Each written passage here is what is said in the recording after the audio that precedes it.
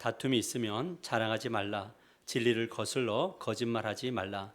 이러한 지혜는 위로부터 내려온 것이 아니요 땅 위의 것이요 정욕의 것이요 귀신의 것이니 시기와 다툼이 있는 곳에는 혼란과 모든 악한 일이 있음이라.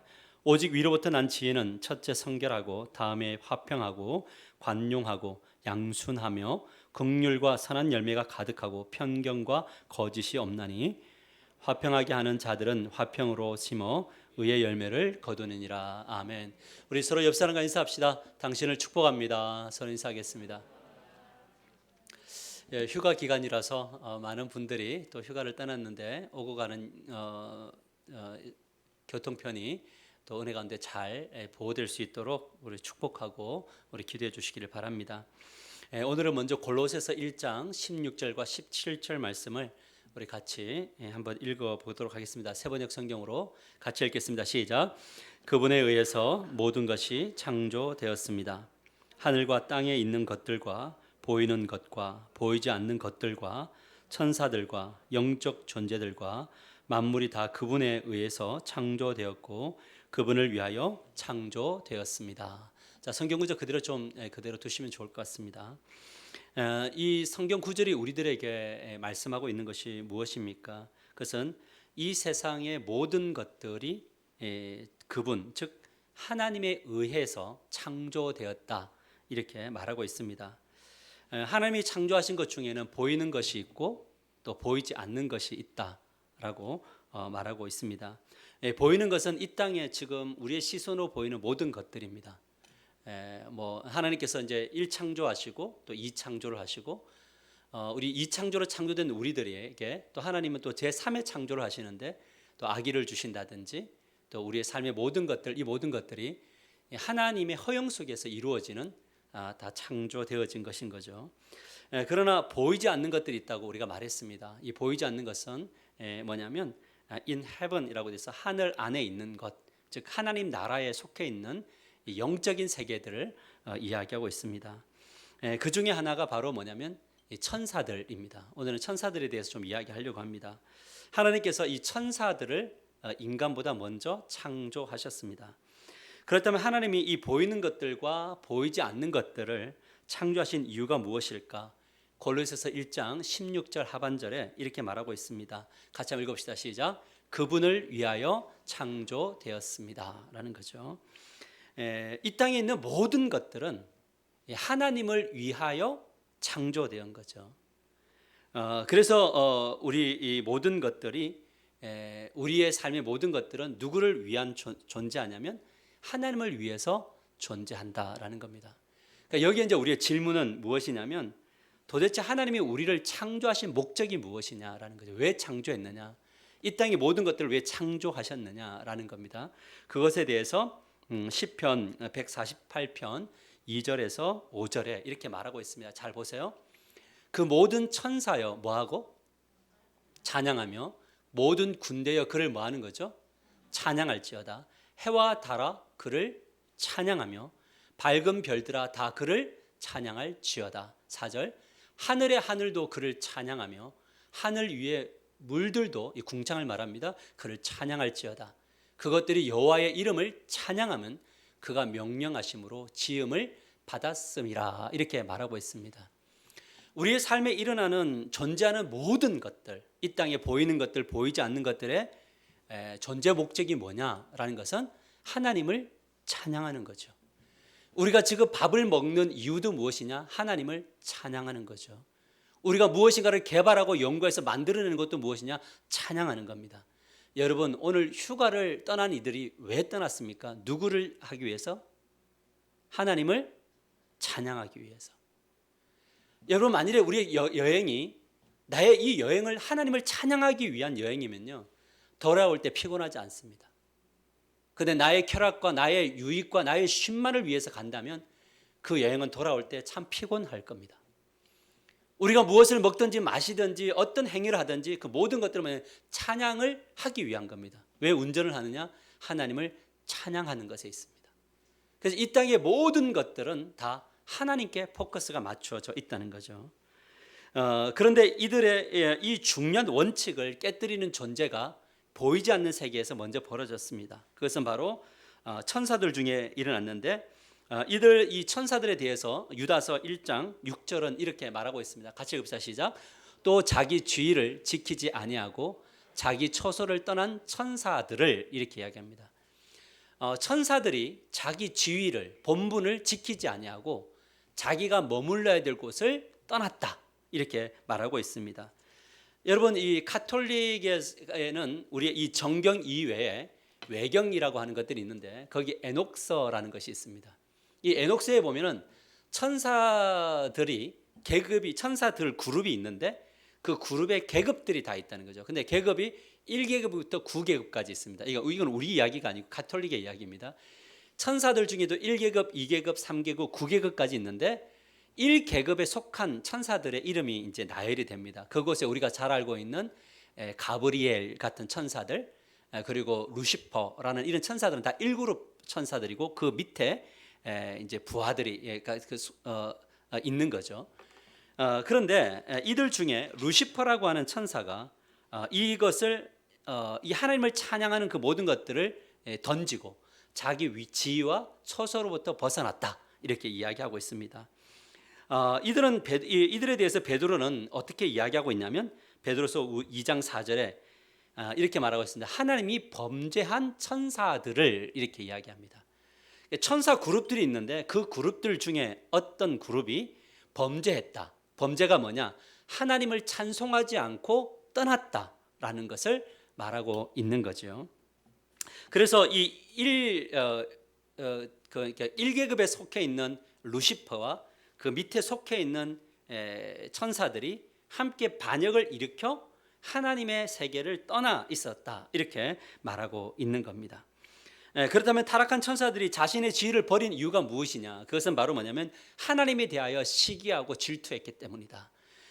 하나님이 영광 받으시는 것, 이 땅에 존재하는 보이는 것들과 보이지 않는 모든 것들이 하나님을 높이고 있는데 그 높임이 자기가 받고 싶었고 자기에게 집중하고 싶었다. 그래서 하나님을 치고 자기가 그 하나님의 권자 보좌에 앉겠다라고 하는 것이 바로 이 천사들의 타락이다. 이렇게 성경은 이야기하고 있는 거죠. 그래서 그들은 하나님처럼 되고 싶었던 겁니다. 그렇지만 하나님은 이런 천사들, 타락한 천사들을 그냥 두지 않으셨죠. 베드로서 2장 4절 다시 한번 읽어보시죠. 시작.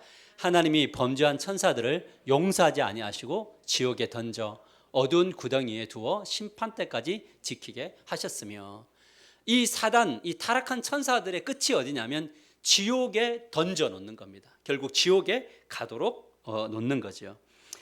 문제는 무엇이냐면 사단은 혼자 지옥에 가지 않는다라는 겁니다. 따라서 사단은 홀로 지옥에 가지 않습니다. 이 사단이 어떤 전략을 세웠느냐? 사단이 세운 두 가지 핵심적 전략, 목표 지점이 있는데 첫 번째가 무엇이냐면 바로 스스로 하나님 되어 살게 하는 겁니다. 왜냐하면 자기가 그것 때문에 타락했기 때문에 사람들의 마음속에 뭘 불어넣느냐? 너가 이 세상의 중심이다. 이거를 계속 불어넣어 주는 겁니다. 집에서도 너가 왕이 되어야 되고, 교회에서도 너가 왕이 되어야 되고, 직장에서도 너가 왕이 되어야 되고, 친구들과의 관계 속에서도 너가 모든 것을 주도해야 된다. 너가 센터가 되어야 된다라는 것을 끊임없이 불러일으켜 주는 거죠. 그래서 요즘 이 사단의 전략은 옛날에도 성공했지만 오늘날에는 훨씬 더 많이 성공했습니다. 왜냐하면 우리 자녀들에게 뭐를 가르칩니까? 너가 이 세상의 중심이 돼야 된다. 그런데 이 세상으로 나와보니까 중심이 될 수 없죠. 주변에 탁월한 사람들이 많습니다. 그러니 그 마음속에 어떤 마음이 불러일으켜 주냐면 사단이 시기하는 마음과 질투하는 마음을 불러넣어줘서 그 삶의 현장을 다툼의 현장으로 바꾸어놔서 이 세상 속에 하나님의 나라가 아니라 지옥이 일어나게 하는 것, 이게 이제 사단의 전략인 거죠. 그런데 사단이 이 전략을 너무 잘 세웠고 우리가 살아가는 이 땅에 많은 다툼이 있는 이유가 이런 것으로부터 시작되었다는 것을 말해주고 있습니다. 그래서 사단은 어떻게든 사람들을 지옥행으로 이끌려고 지금도 힘쓰고 있다라는 거죠. 그래서 우리의 삶이 불행해지는 겁니다. 그러면 이것으로부터, 이 사단의 미혹으로부터 벗어나, 전혀 벗어나 구원에 합당한 삶을 살 수 있으려면 어떻게 해야 되는가? 오늘 이 야고보서를 통해서 그것을 배워가기를 원합니다. 그래서 오늘 말씀의 제목이 무엇이냐면 어떤 지혜 아래 살고 있는가로 정했습니다. 같이 한번 읽어볼까요? 시작. 어떤 지혜 아래 살고 있는가? 지혜는 여러 지혜가 있는데 우리가 지금 생각하는 지혜는 어떤 것인가? 우리 함께 배워보십시다. 우리 14절 말씀을 크게 같이 읽겠습니다. 시작.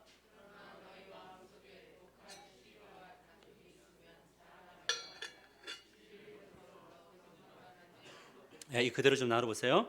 야고보 사도가 흩어져 있는 성도들이 자랑과 진리를 거슬러 거짓말하지 말 것을 지금 요구하고 있습니다. 야고보가 왜 이런 이야기를 했냐면 흩어져 있는 성도들이 처음에 교회를 잘 세우고 교회가 부흥하기 시작을 했는데 사람들이 모이기 시작하니까 그곳에 자랑질하는 사람들이 등장하기 시작했어요. 그리고 그곳에 뭐냐면 거짓말하는 사람들이 등장했는데 이 거짓말은 진리에 대하여 거짓말하는 겁니다. 진리가 지적하는 것에 대해서 거부하는 거죠. 이것을 거짓말하는 것이라고 했습니다. 왜 이런 상태에 일어났는가? 14절에 보면 왜 거짓말하고 왜 자랑질했는가? 14절에 그 원인을 이렇게 말하고 있습니다. 같이 읽읍시다. 시작. 그러나 너희 마음속에 독한 시기와 다툼이 있으면 이렇게 이야기합니다. 여기서 말하는 독한 시기라는 것은 뭐냐면 말 그대로 다른 사람들이 잘 되는 것, 나보다 앞서가는 것, 이런 것들을 지독할 만큼 견디지 못하는 거죠. 그래서 누군가가 나보다 앞서가면 그 마음속에 뭐가 일어나면 시기심이 막 일어나는 것, 이것을 이야기하는 겁니다. 또한 다툼이라는 것은 이기적인 욕망이죠.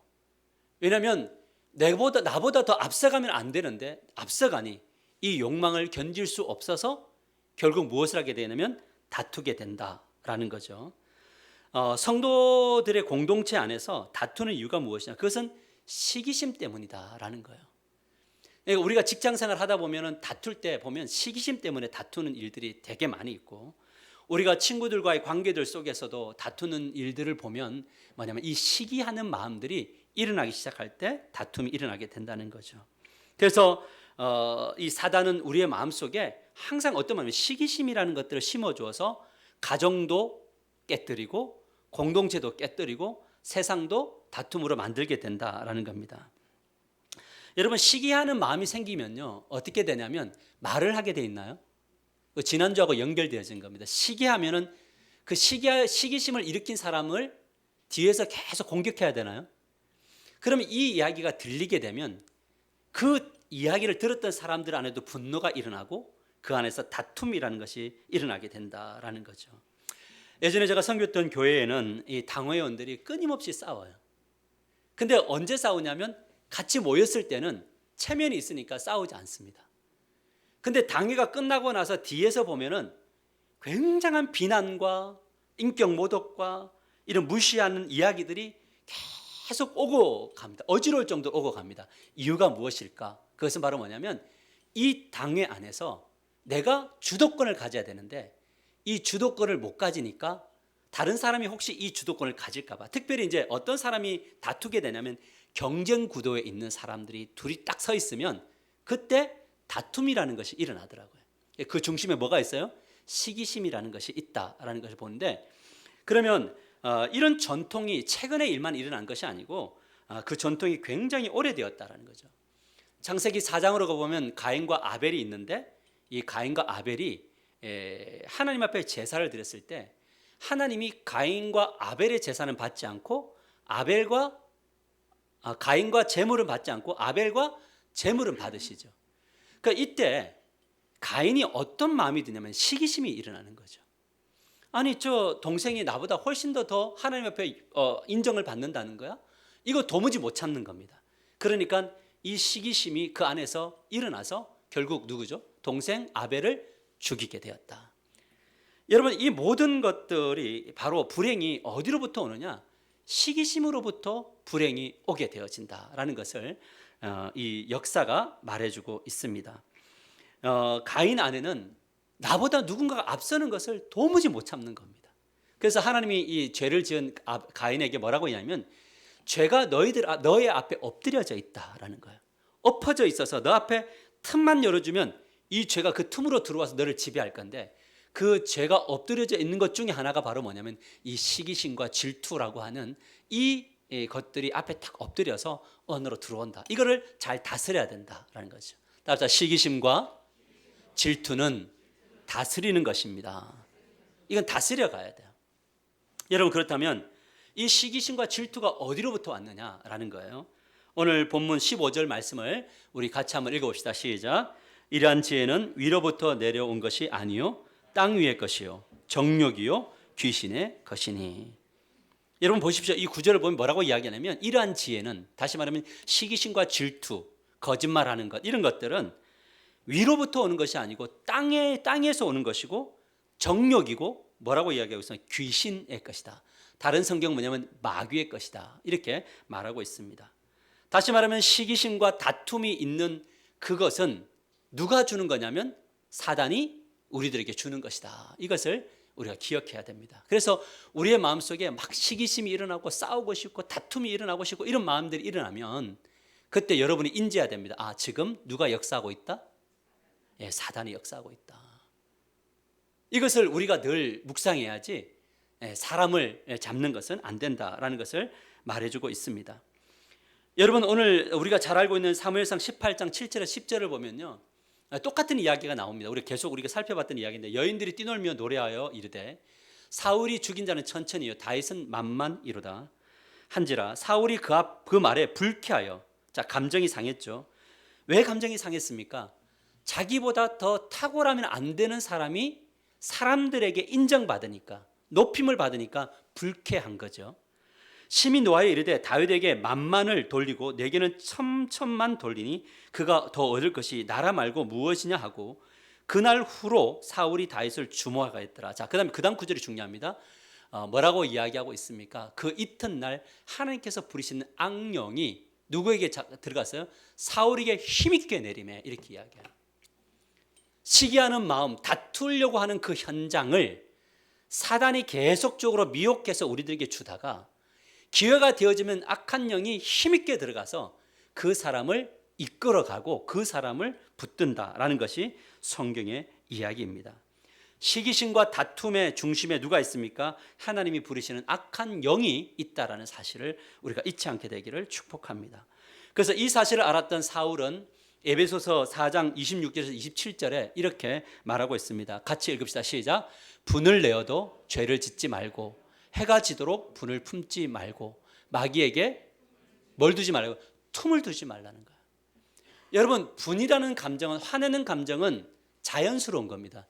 화를 냈다고 해서 그것이 잘못된 것만은 아닙니다. 그러나 그 분냄이 언제까지 다스려야 되냐면 해가 지기 전까지 분을 다스려야 사단이 그 사람을 지배하지 않는다는 겁니다. 여러분, 화가 나면요, 2일이 되고 일주일이 되고 한 달이 되고 1년이 되고 이러면 그 세월은 누가 지배하고 있는 거냐면 하나님이 지배하는 것이 아니라 사단이 계속 우리를 지배하고 있는 거죠. 그러면 그것이 하나님의 나라가 됩니까? 지옥이 됩니까? 지옥이 되는 거죠. 우리가 교회 안에서 생활할 때에 화가 나는 일들이 있어요. 분내는 일들이 있어요. 그것이 시기심이든 다툼이든 일어날 때가 있습니다. 가정 안에서 부부가 다툴 수 있습니다.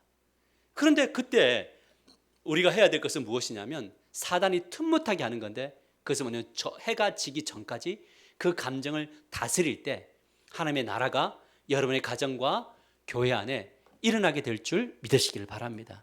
교회 안에는 잠재되어져 있는 분노들이 되게 많더라고요. 제가 부격자부터 지금까지 이렇게 교회를 겪고 오잖아요. 그럼 처음에 가면은 좋은 이야기를 하지만 조금 친해지면 10년 전 이야기, 20년 전 이야기에 그때 불편했던 분노를 아직까지 갖고 있더라고요. 무엇을 이야기하냐면 그런 사람들이 많이 모이는 교회는요, 그곳에 하나님의 나라가 임할 수 없다라는 것을 우리가 잊지 않게 되기를 주님의 이름으로 간절히 축복합니다. 그래서 분은 언제까지 끝내야 된다? 화가 나면 언제 끝내라? 아멘이에요? 가능하세요? 안 되는 이야기인가요? 어제 화가 났던 이야기는 오늘 끝내야 된다라는 게, 어제 저녁에 끝내야 된다. 왜냐하면 그렇지 않으면 우리의 삶 속에 혼란이 온다. 이건 저의 이야기가 아니고 오늘 16절 말씀에 그렇게 말하고 있습니다. 우리 16절 같이 한번 읽읍시다. 시작. 시기와 다툼이 있는 곳에는 혼란과 모든 악한 일이 있음이라. 시기하는 곳, 다툼이 있는 곳에는 항상 혼란이 와요. 여러분, 가정의 혼란, 자녀들의 혼란이 어디로부터 옵니까? 부모의 다툼으로부터 오거든요. 늘 다투는 그곳에는 아이들이 혼란해요.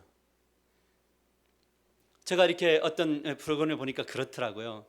아이가 엄마를 매번 공격을 해요. 엄마를 비난해요. 근데 알고 봤더니 이 아이가 엄마를 미워하는 것이 아니라 좋아하는데 살아남기 위해서 엄마를 비난하더라고요. 그래서 이 가정의 구도를 이렇게 보니까 어떻게 되어 있냐면 할머니가 있고 아버지가 있는데 둘이가 이제 모자 관계예요. 근데 이 할머니와 아버지가 항상 이 아이 있는 앞에서 부모에 대해서 비난을 하는, 엄마에 대해서 비난을 하는 거예요. 이 할머니가 아들에게 이야기하면 너가 힘들겠다. 너가 힘든 것은 이 며느리 때문이다. 너가 힘든 것은 이것 때문에 계속 이거를 공식을 주는 거예요. 비난의 공식을. 그런데 이 딸이 그곳에서 외동딸이 그것을 계속 들어요. 그러니까 지금 이 가정의 힘의 구도가 어디로 가 있냐면 할머니와 아버지에게 힘의 구도가 있다는 걸 알고 이 아이가 살아남으려면 힘없는 엄마 쪽에 붙는 것이 아니라 할머니와 아버지 쪽에 붙어야, 어머니를 비난해야 이 아이가 이 가정 안에서 샬롬을 누릴 수 있는 거예요. 여러분, 왜 어머니가 이 아들을 놓고 이 며느리를 비난합니까? 시어머니가 며느리를 시기하는 거죠. 사랑이 나누어지는 것들이 싫은 겁니다.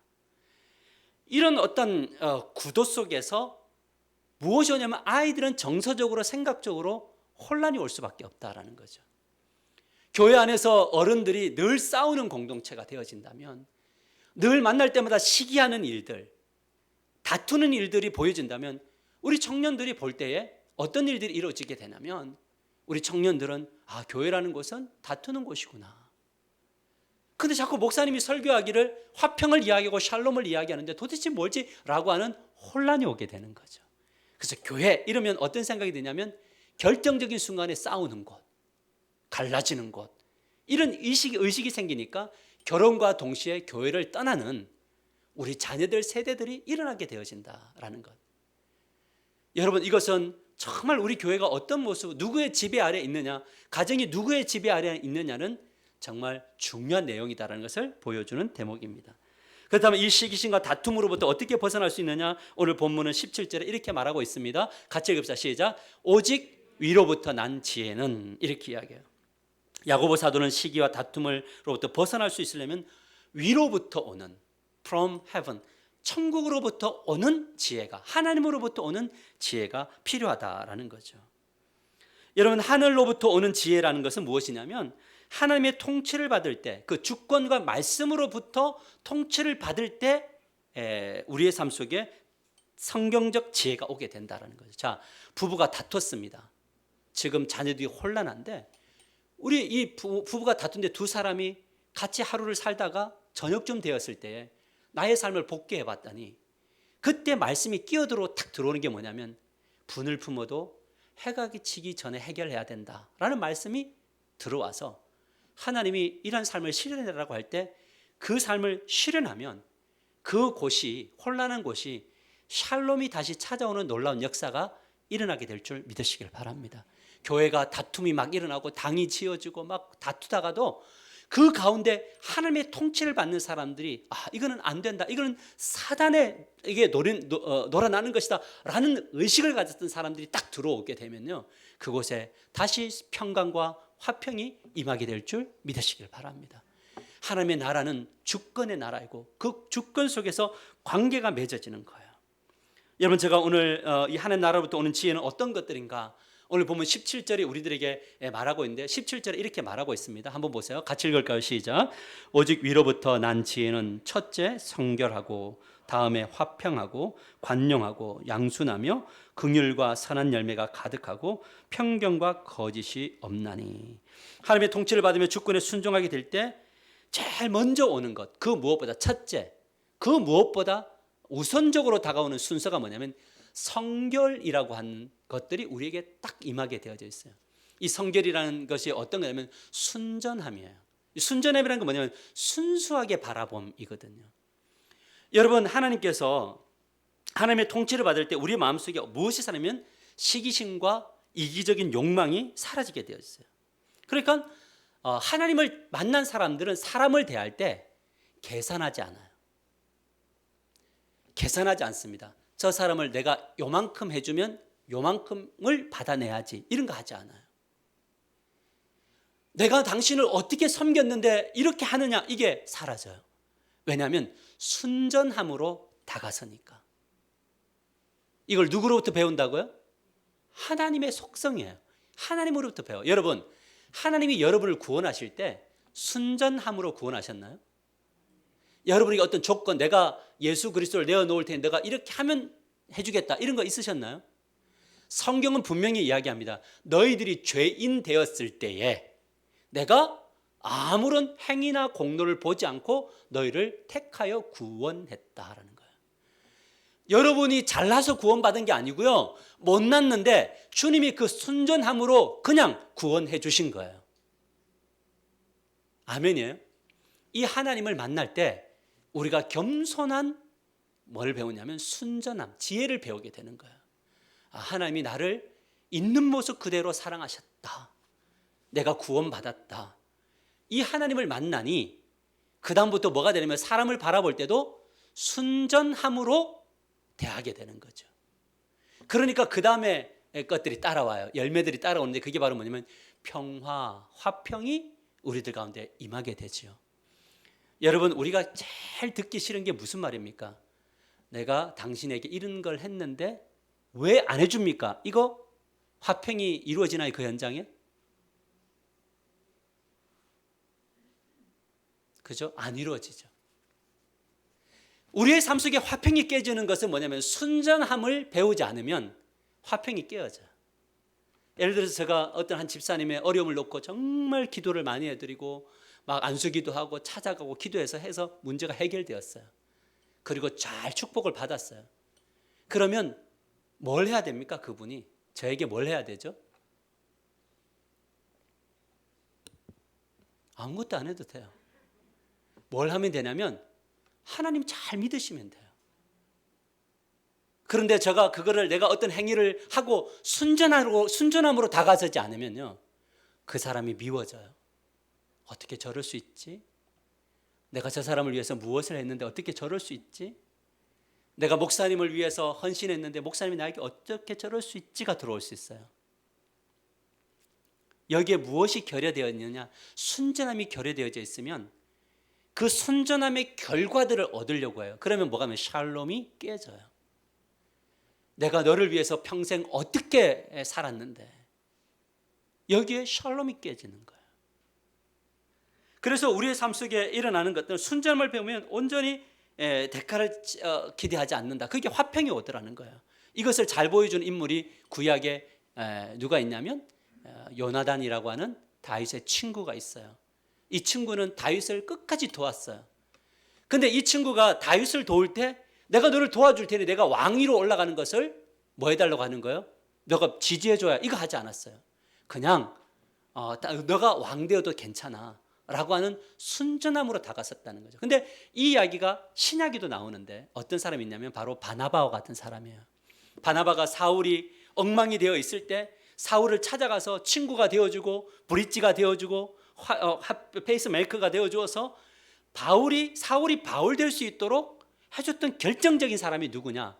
그것은 바로 바나바였어요. 근데 나중에 보니까 이 바울이 바나바보다 더 영향력 있는 사람으로 이름이 전환이 됩니다. 근데 바나바는 기분 나빠하지 않습니다. 왜냐하면 그는 순전함으로 바울을 대했기 때문에 그렇습니다. 여러분, 우리가 이것을 배울 때 그곳에 무엇이 따라오게 되면 하나님 나라가 임하게 될 줄 믿으시길 바랍니다. 우리 17절을 다시 한번 보시면요, 이렇게 말하고 있습니다. 자 보세요. 첫째는 성결하고 다음에는 화평하고 그 다음부터 관용이 따라와요. 뭐냐면 친절함이에요. 양순, 뭐냐면 온순함이에요. 긍휼, 자비라는 것이 오고 그 다음에 선한 열매가 나오면서 사람들을 대해 거짓과 편견으로 대하지 않는 일들이 일어난다라는 거죠. 그래서 우리가 신앙생활할 때 주님을 닮아감이란 어떤 거냐라는 것은 바로 뭐냐면 이 성결, 순전함으로 다가오시는 하나님을 정말 깊이 만나게 되시기를 주님의 이름으로 간절히 축복합니다. 그래서 제가 여러분들에게 늘 이야기하는 게 뭐냐면 여러분들이 정말 해야 될 것은 하나님 만나시면 된다라는 거예요. 하나님을 만나면 하나님의 속성이 우리들 안에 들어오게 되어져 있고 이런 모든 것들이 따라오게 된다라는 거죠. 그래서 18절에 이 부분을 좀 더 구체적으로 이야기합니다. 같이 읽어봅시다. 시작. 화평하게 하는 자들은 화평으로 심어 의의 열매를 거두느니라. 화평하게 하는 자들, 피스메이커죠. 자들은 뭘 심어요? 뭘 심어요? 화평을 심어요. 여러분 따라합시다. 심는 대로 거둡니다. 여러분 우리가 비난을 심으면요 결국 비난으로 돌아와요. 우리가 누굴 욕하고 비난하면요 결국 뒤돌아서 다 자기 욕하게 되어져 있어요. 무엇을 심느냐예요. 우리가 저주를 심으면 그 사람이 저주 받을 만하지 않으면요 그 저주가 나에게 다 돌아와요. 우리가 인생을 살아갈 때 사람에게 무엇을 심느냐가 되게 중요해요. 우리 자녀들에게 돈, 성공 이것만 심으면요 결국 그 아이는 그것을 향하여 나아가는 인생, 그것이 아니면 불행한 인생이 되고야 말 거예요. 우리는 심는 대로 거두는 거예요. 그런데 오늘 성경은 뭐라고 얘기하면 화평을 심어라 이렇게 이야기해요. 사랑하는 성도 여러분, 가정 안으로 들어가서 화평을 심으시기를 주님의 이름으로 간절히 축복합니다. 그러려면 뭐냐면 관용하셔야 돼요. 성결하셔야 돼요. 순수하게 다가서셔야 돼요. 부모가 자식을 위해서 헌신할 때도 순수함으로 헌신하셔야 돼요. 여러분이 교회에서 누군가를 섬길 때도 순전함으로 섬기셔야 돼요. 그래야지만이 뭐냐면 열매들이 맺어져요. 여러분 사도행전으로 가보면 초대교회 성도들이 화평을 계속 심었어요. 은혜를 받고 나니까, 하나님을 만나고 나니까, 진짜 만나고 나니까 뭘 심게 되냐면 순전함을 배워서 화평을 심는데, 이 화평이 어떻게 심어졌느냐, 딱 돌아보니까 사람들이, 가난한 사람들, 필요가 없는 사람들이 있는데 나는 많은 것을 가졌어요. 그래서 이것을 가지고 사람들이 필요를 채워주기 시작했어요. 근데 이 사람들은 뭐 했냐면, 내가 이거 해줄게 교회와 이거 하지 않았어요. 내가 너의 필요를 채워줄 테니까 교회와 이거 하지 않았어요. 그냥 심었어요. 그런데 어떤 결과가 일어났느냐, 이렇게 말합니다. 사도행전 4장 27절 같이 읽읍시다. 시작. 주께서 날마다 구원받는 사람이 더하게 하시더라 이렇게 이야기해요. 그런데 이 욥바라고 하는데도 이 다비드라고 하는 도르가라고 하는 여인이 있었는데, 이 여인은 순전함으로 누구를 섬겼냐면 과부들을 섬겼는데 그들의 속옷과 겉옷을 섬겼어요. 근데 그러다가 병들어서 죽었어요. 근데 이 섬김을 받았던, 화평의 심음을 받았던 그들 마음속에, 이 과부들의 마음속에 뭐냐면 이 하나님의 나라가 임하게 되니까 이 도르가의 죽음을 너무 아파했어요. 그래서 뭘 했냐면 욥바에 있는 베드로를 불러다가 이를 살릴 수 있다면 살려주십시오라고 했어요. 근데 하나님이 베드로를 통해서 이 죽은 다비다를 살려내는 역사가 나타나는데, 그 결과로 어떤 것들이 왔느냐, 그 결과로 사도행전 9장 42절 같이 읽읍시다. 시작. 온 욥바 사람이 알고 많은 사람이 주를 믿더라 이렇게 이야기해요. 이 욥바를 통해서 하나님의 나라가 또 구현되고 확장되는 역사가 일어나게 되었다라는 거죠. 사랑하는 성도 여러분, 우리 모두는, 말씀을 맺겠습니다. 우리 모두는 하나님이 주신 땅에서 살아가고 있습니다. 가정은 하나님이 주신 땅이죠. 아멘인가요? 교회도 하나님이 주신 땅이죠. 삶의 현장에도 하나님이 주신 땅이에요. 여기서 우리가 심어야 될 게 뭘까? 그것은 바로 화평을 심는 겁니다. 그러기 위해서 무엇이 필요하냐? 우리에게 지혜가 필요한데, 어떤 지혜냐? 위로부터 오는 지혜가 필요해요. 근데 그 지혜 중에 첫 번째가 뭐냐면 바로 성결, 순전함이에요. 우리가 하나님 앞에 나아가서 늘 기도할 때 그래요. 목사인 저도 기도할 때, 하나님, 제가 누구를 대할 때 순전함이 없었습니다. 항상 뭔가 기대를 합니다. 가정 안으로 들어가서도, 하나님, 제가 순전하지 않습니다. 내가 이만큼 했으니 이만큼이 돌려받기를 원하는 그런 보상 심리가 있습니다. 하나님, 제가 교회 와서도 섬길 때, 하나님, 순전하지 않습니다. 내가 헌금을 할 때, 물질적으로 내어놓을 때, 내가 봉사를 할 때, 하나님, 주님이 나를 순전하게 대하셨는데 나는 계산합니다. 나는 뭔가 대가가 있습니다. 그러니 하나님 평화를 심지 못합니다. 하나님 저에게 평화를 심을 수 있게 도와주십시오. 세상에 나가서 내가 하나님의 백성으로 살아가야 되는데 세상에 나가서는 세상 사람답게 살아가면서 세상 사람들과 똑같은 원리를 가지고 살아갑니다. 하나님 그래서 피스메이커가 되지 못합니다 라고 하는 그 기도와의 돌이킴이 있게 되기를 주님의 이름을 간절히 축복합니다. 그래서 저는 우리 하나교회 모든 성도님들이 이 두 가지 지혜, 즉 땅으로부터 오는 사단에게 지배를 받는 지혜가 아니라 하늘로부터 오는 성령이 주시는 지혜를 받아서 여러분들이 정말 화평을 심음으로 피스메이커들이 되시기를 주님의 이름으로 간절히 축복합니다. 저는 우리 청년들을 보면서 우리 이제 설 집사님과 이렇게 저녁에 운동하다가 만나서 대화 나누는데 농구하고 있는 아이들을 보면서 그런 이야기 하더라고요. 참 아이들이 착하다고. 맞아요. 우리 교회 아이들, 제가 이때까지 본 청년들 중에 제일 착한 아이들 맞습니다. 안 싸워요. 서로 시기하지 않아요. 누가 더 잘한다고 해서 시기하지 않아요. 누가 더 앞선다고 해서 시기하지 않습니다. 자기 안에서 나는 어떻게 배울까를 합니다. 근데 이것을 누구를 통해서 배웠냐? 저는 부모님을 통해서 배웠고 교회를 통해서 배웠다고 믿습니다. 우리 하나교회가 지금 6년째 오면서 우리가 정말 잘한 것이 뭘까? 그것은 우리 모두가 화평을 심어가고 있다는 겁니다. 충분히 목사님에 대하여 서로에 대하여 서로 비난할 수 있고 서로 불평할 수 있고 서로 다툴 수 있는데 결정적인 순간에 항상 하나님의 말씀 안에 머물러 그 감정을 다스리고 상황을 다스려서 주님 기뻐하시는 모습으로 서 있는 모습을 보았습니다. 여러분, 우리 하나교회가 이 아름다운 전통을 계속적으로 이어가서 세상으로 들어가서도 피스메이커들이 되시기를 주님의 이름으로 간절히 축복합니다. 참 이게 저는 이렇게 우리 교회에서 간증들이 들려지면 그것들이 참 감사한 것은 뭐냐면 직원들이 어려움이 있을 때 그 직원들의 어려움을 끌어안고 기도하는 사장님들이 계세요. 그들의 아픔을 만지시는 분들이 계신다는 거예요. 저는 우리 교회 안에 그 작은하다 하던 이런 모든 것들이 일어나게 되기를 주님의 이름으로 간절히 축복합니다. 함께 하려고 하고 노력하고 이런 모습들이 보이는 거죠. 직장에 나가서도 함께하는 동료들과 함께 여러분 이 순전함을 가지고 가서, 그러나 여기는 뭐가 필요하다고요? 지혜가 필요하다 했죠. 이 지혜를 순정을 타면서 화평을 심음으로 말미암아 아름다운 열매들을 가득 메우는 저와 여러분이 되시기를 축복합니다. 오늘 말씀의 제목이 무엇이죠? 우리 같이 한번 읽어볼까요? 시작. 어떤 지혜 아래 살고 있는가? 오늘 13절 이렇게 말합니다. 이걸 읽고 마칩시다. 13절 시작. 너희 중에 지혜와 총명이 있는 자가 누구냐? 그는 선행으로 말미암아 지혜의 온유함으로 그 행함을 보일지니라. 이렇게 이야기해요. 누가 우리 공동체 안에 너희 중에 하나교회 안에 진짜 지혜롭고 총명, 언더스탠딩이에요. 이해력이 있는 사람이 누구냐? 그 사람은 말로 하는 사람이 아니라 진짜 총명한 사람, 이해력을 가진 사람은 선행을 가지고 하는 사람인데 이 선행이 어떤 선행이냐면 지혜의 온유함으로 행하는 선행. 그래서 우리의 선에도 항상 뭐가 있어야 되냐면 온유함과 겸손함이 있는 지혜여야 되더라고요. 그러니까 우리가 항상 이 선을 행할 때 너무 이 지혜의 온유함이 없으면, 이 따뜻함이 없으면, 겸손이 없으면 선행을 행하고 망해요. 그래서 착한 일을 하고 분쟁이 일어나고 착한 일을 하고 시험에 들고 착한 일을 하고 다툼을 받는 거예요. 그래서 우리가 항상 섬길 때 화평을 심을 때 늘 기도해야 될 것이 무엇이냐면 하나님 저에게 하늘부터 오는 지혜, 겸손함을 허락해 주십시오 라고 한다면 정말 여러분의 가정이 아름다운 가정, 우리 교회가 행복한 가정 주께서 이끌어 가실 줄 믿습니다.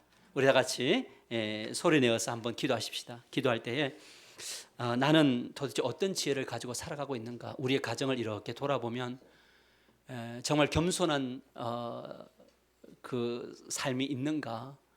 순전함이 있는가 돌아보시고 우리 교회 안에서 또 우리 직장 안에서 하나님 내가 순전함을 나타내기를 원하고 화평을 심어가기를 원합니다. 우리 다 같이 소리 내어서 기도하는 저와 여러분이 되십시다. 기도합시다. 살아계신 하나님 아버지 감사를 드립니다. 참 순전하지 않습니다. 우리가 사랑한다고 말하지만 항상 계산을 합니다. 내가 이만큼 했으니 너도 이만큼 해라 라고 하는 이것이 있습니다. 그러니 주님 화평을 심기가 참 어렵습니다. 왜냐하면 내가 원하는 만큼 내 기대하는 만큼 그 기대를 부응해 주는 사람들이 없기 때문에 그렇습니다. 그럼에도 불구하고 우리는 끊임없이 요구하는 사람들은 아닌지 하나님 아버지 우리가 돌아보며 말씀을 나눕니다. 하나님, 시기심과 다툼의 그 중심에는 사탄 마귀가 있다는 것을 우리가 배웠습니다. 하나님, 우리가 마귀에게 지배를 받는 자들이 아니라 자기 중심성을 가지고 살아가는 자들이 아니라 하나님 아버지, 우리가 주여 하나님 나라를 세워나가는 그런 멋진 사람들이 될 수 있도록 도와주시기를 원합니다. 아버지 하나님, 우리 하나교회가 이 세상 속에서 멋진 하나님 나라를 구현하는 성도들이 세워지는 교회가 되게 하여 주시고, 오늘도 주님 식사를 나누며 교제하며 서로 세워갈 때에 다툼이나 시기심의 마음이 벗어나게 하여 주시고, 무엇을 먹을 때 그것에 감사하게 하시고, 이 목장은 저 목장은 무엇을 했는지 보지 않게 하시고, 그냥 우리가 할 수 있는 것들 최선을 다하고 우리는 그것을 격려하며 순전함으로 다가서는 저희들이 되도록 도와주시기를 원합니다. 우리가 경쟁하는 공동체가 아님을 알게 하시고, 우리는 한 몸 공동체임을 알아 나를 밟고 일어서라 라고 하는 그 피스메이커들이 이곳저곳에 세워지게 하여 주시고, 그럴 때 그런 사람들을 세워 높여주는 자들 되게 도와주시기를 원합니다. 하나님 아버지, 우리 회사를 또 사업을 경영하는 이들에게 이 놀라운 지혜를 허락하여 주시고, 하나님 아버지 또 직장에 생활하는 이들에게도 순전함으로 다가서는 직원들 또 회사원들이 되게 하여 주셔서 그곳에 하나님 나라가 임하고 하나님의 놀라운 복이 오고 가는 그런 멋진 우리 경영 또 직업의 현장이 되도록 도와주실 줄 믿습니다. 그래서 그곳에 하나님의 나라가 임하게 하여 주시고 하나님의 통치하심의 역사들이 일어날 수 있도록 도와주시기를 원하오니 복의 복을 내려 주시옵소서. 가정에서도 부모가 자식에게, 자식이 부모에게 그러한 이 아름다운 순전함을 가지고 세워지는 자가 되게 하시고, 부모님이 나에게 무엇을 해주었느냐 이런 말하지 않게 하시고, 주님 너무 감사합니다, 우리 부모 아래 이렇게 살아갈 수 있게 해서 감사합니다라고 하는 자녀들이 세워지게 하여 주시고, 부모들도 우리 자녀들이 건강하게 주님 사랑하고 또 열심히 살아가는 모습 안에서 만족하며 감사하는 우리의 입술들이 되게 하여 주셔서 그곳이 하나님 나라가 되도록 도와주시옵소서. 사랑이 많으신 예수님의 이름으로 축복하며 기도합나이다. 아멘. 우리 다 같이 일어나셔서 찬양하십시다. 이 땅의 황마음을 보소서 찬양하십시다.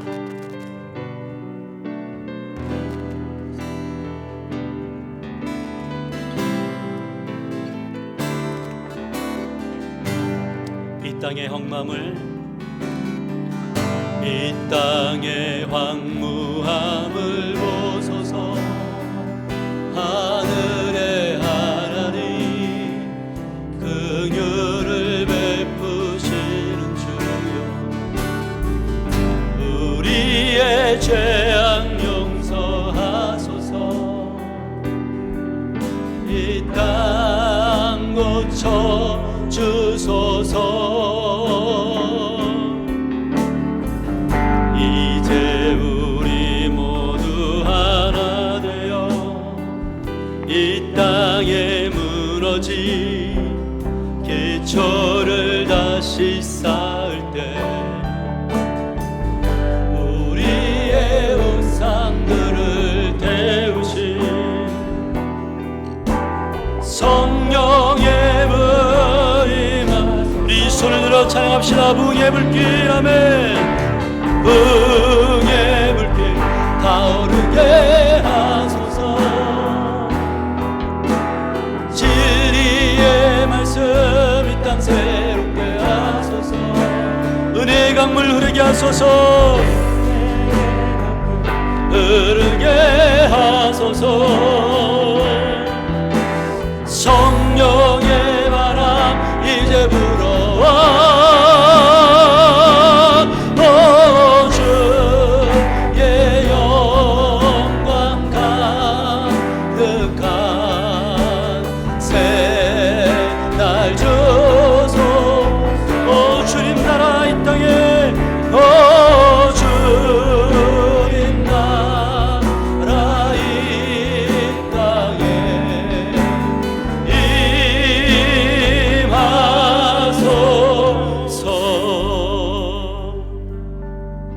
우리가 가진 모든 것 주님의 것으로 인정하고 주권을 이양하며 내어드린 11조를 받으신 하나님, 복의 복이 더해지게 하여 주시고 11조의 정신을 살아내는 그 복이 가정마다 임하게 하여 주실 줄 믿습니다.